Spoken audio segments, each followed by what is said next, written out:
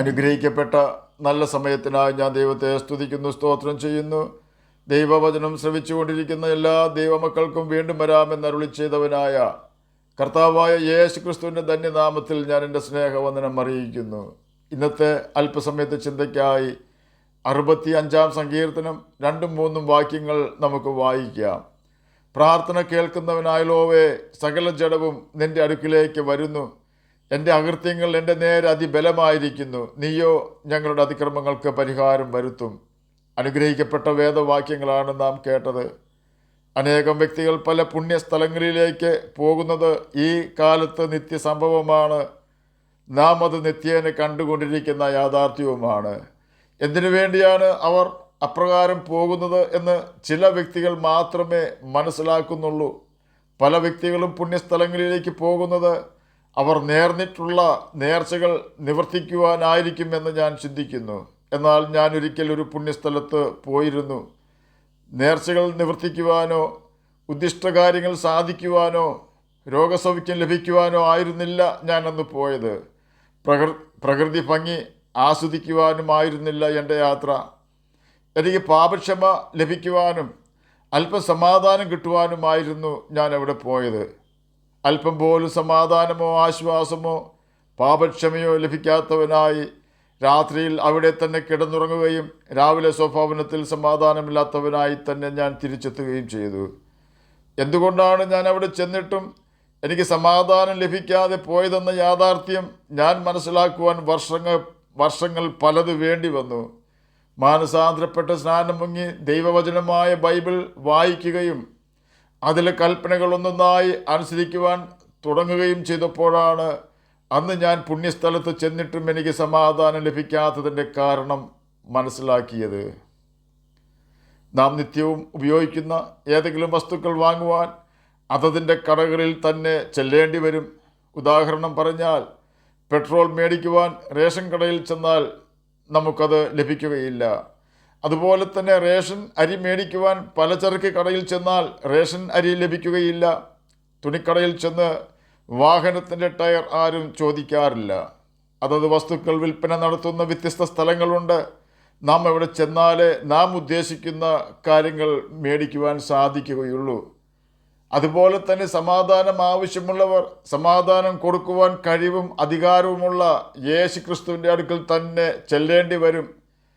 ഞാൻ അനുഭവിച്ചതുപോലെ തന്നെ നൂറ്റാണ്ടുകൾക്ക് മുമ്പ് ഒരു വലിയ കൂട്ടം യഹൂദന്മാർ യെരുശലേം ദേവാലയത്തിൽ അവരുടെ കൂടാരപ്പെരുന്നാളിൻ്റെ 8-ാം ദിവസമായ ഒടുക്കത്തെ നാളിൽ ശിലോഹാം കുളത്തിലെ അല്പം ജലം പ്രദക്ഷിണമായി ചെന്ന് എടുത്ത് ആലയത്തിൽ യഹോവയ്ക്ക് നിവേദിച്ചുകൊണ്ട് അല്പം പോലും സമാധാനം ലഭിക്കാതെ സ്വഭവനങ്ങളിലേക്ക് മടങ്ങിപ്പോകുന്നത് കർത്താവായ യേശു ക്രിസ്തു കണ്ടു.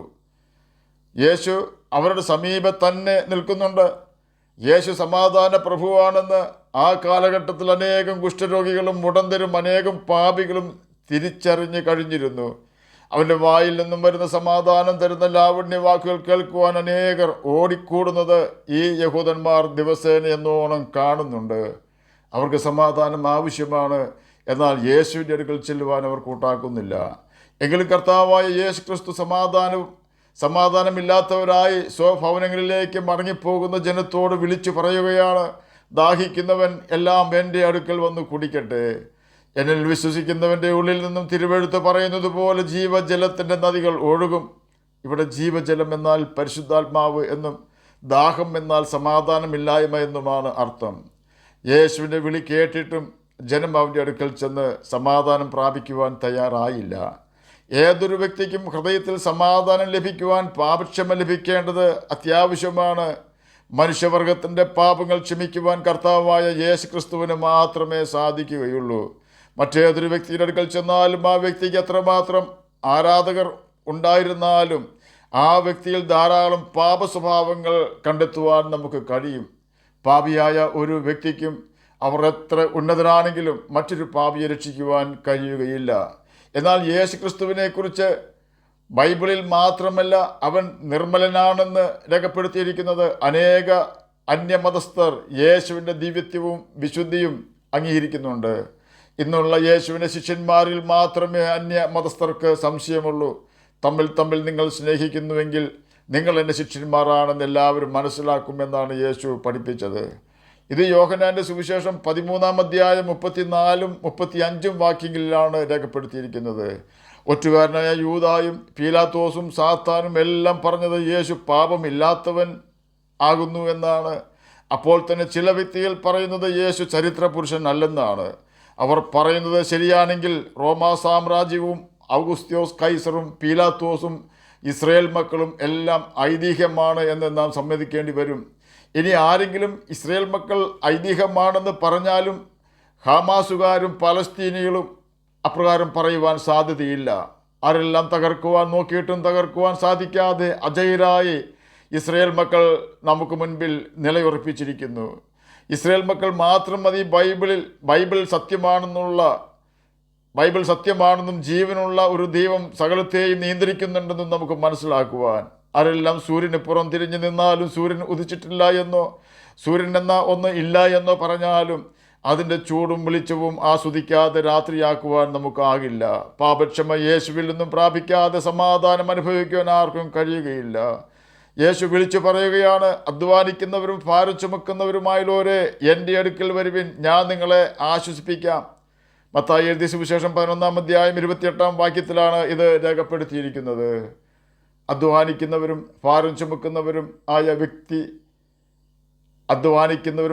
ചുമക്കുന്നവരും വ്യക്തികളെയാണ് കർത്താവായ യേശു ക്രിസ്തു ക്ഷണിച്ചത്.